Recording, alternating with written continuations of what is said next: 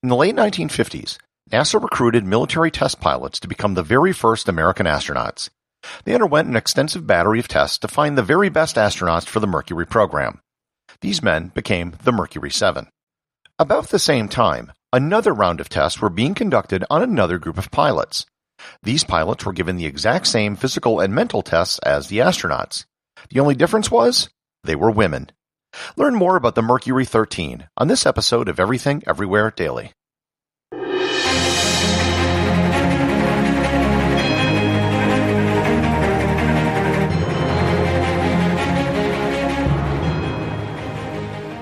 This episode is sponsored by Audible.com. My audiobook recommendation today is The Mercury 13, The True Story of 13 Women and the Dream of Spaceflight by Martha Ackman.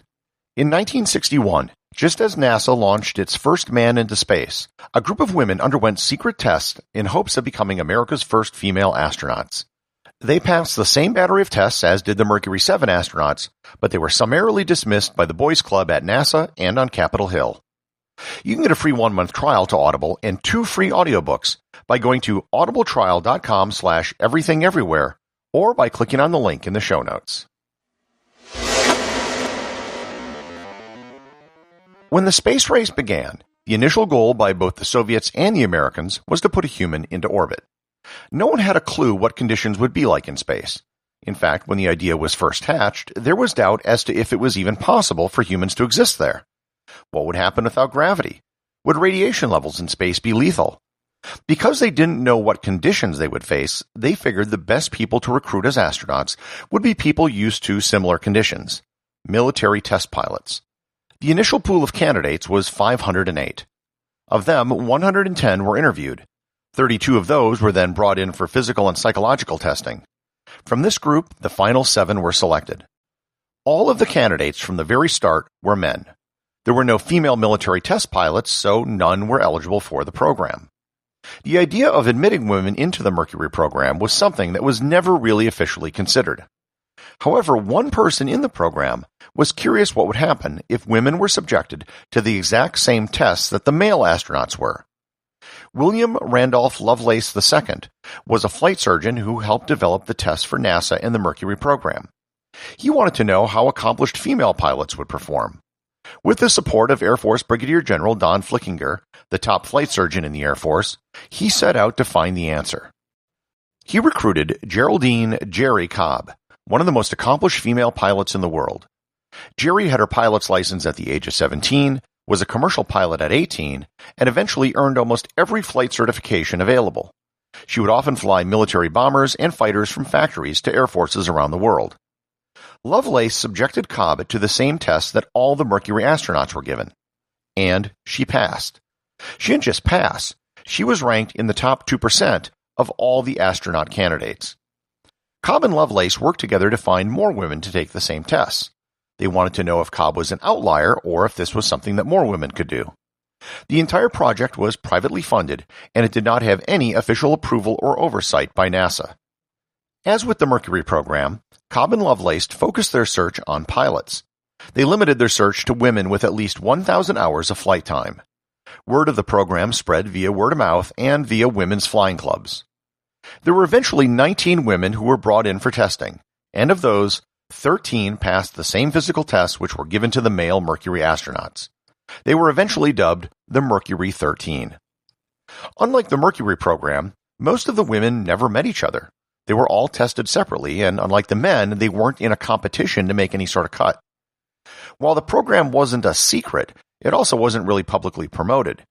During the testing, there wasn't a single article written about the program or the women in it. In 1962, there was some potential good news. The House Committee on Science and Astronautics had a public hearing on the qualification of astronauts. Jerry Cobb and another woman in the program, Janie Hart, testified to the committee. While their testimony was well received, unfortunately it was undermined by many other people who were testifying. John Glenn, the first American to orbit the Earth, said, quote, "I think this gets back to the way our social order is organized, really. It's just a fact. The men go off and fight the wars and fly the airplanes and come back and help design and build and test them. The fact that women are not in this field is a fact of our social order." End quote. One of the people called to testify was Jacqueline Cochran, who was an accomplished female pilot and the head of the WASP female pilot program in World War II. She and her husband also provided funding for Dr. Lovelace's testing program. Despite her funding and support of the program, her testimony ultimately torpedoed it. She said that many women who entered the program would quit due to pregnancy and marriage, and that it was more important that the space program move as quickly as possible to beat the Soviets, so having women in the program wasn't as important. Some observers feel that she was upset that she couldn't be in the program due to age requirements. She was 55, and she also didn't want to hand the reins of being America's top female pilot, let alone the first woman in space, to someone else. In 1963, there was another opportunity when the Soviet Union launched the first woman into space. On June 22, 1963, Valentina Tereshkova became the first woman in space. Despite the propaganda victory by the Soviets, the Americans didn't budge and still refused to allow a woman to enter the astronaut program. One of the political barbs tossed at the American space program by Tereshkova was, quote, "The American leaders shout at every turn about their democracy, and at the same time they announce that they will not let a woman into space. This is open inequality." End quote. When a final appeal was made to get women into the astronaut program, the idea was quashed by President Lyndon Johnson, who sent a memo to the NASA Administrator James Webb, which simply said, quote, "Let's stop this now." End quote. Despite Jerry Cobb proving that women could pass the physical requirements, and Valentina Tereshkova proving that women could fly in space, the United States didn't even allow women to apply to become astronauts until 1978.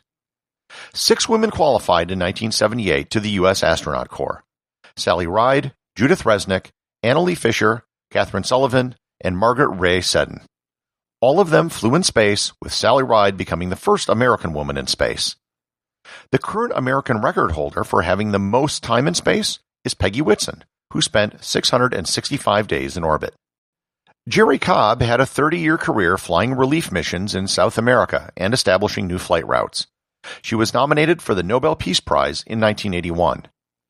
In 1998, at the age of 77, John Glenn returned to space on the Space Shuttle.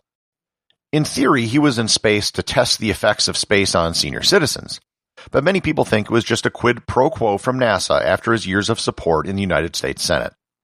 After Glenn's flight, there was an effort to get Jerry Cobb to fly in the Space Shuttle as well, which would have also given NASA the opportunity to right a historic wrong. However, they turned down the offer, saying, quote, it had no plans to involve additional senior citizens in upcoming launches. In the current TV series For All Mankind, which is an alternative history of what would have happened if the Soviets had beaten the Americans to the moon, the Mercury 13 play an important part of the plot. After the Soviets land a woman on the moon, the Americans rush to get female astronauts, and they look to the Mercury 13 to jumpstart the program. In this alternative fictional history, the first American woman in space and on the moon is someone named Molly Cobb, a nod to the real-life Jerry Cobb. Jerry Cobb passed away in 2019 at the age of 88. Jerry Cobb and the other members of the Mercury 13 never flew in space, but they paved the way for the women who came after them and did. The associate producer of Everything Everywhere Daily is Thor Thomsen. If you'd like to support the show, please donate over at patreon.com.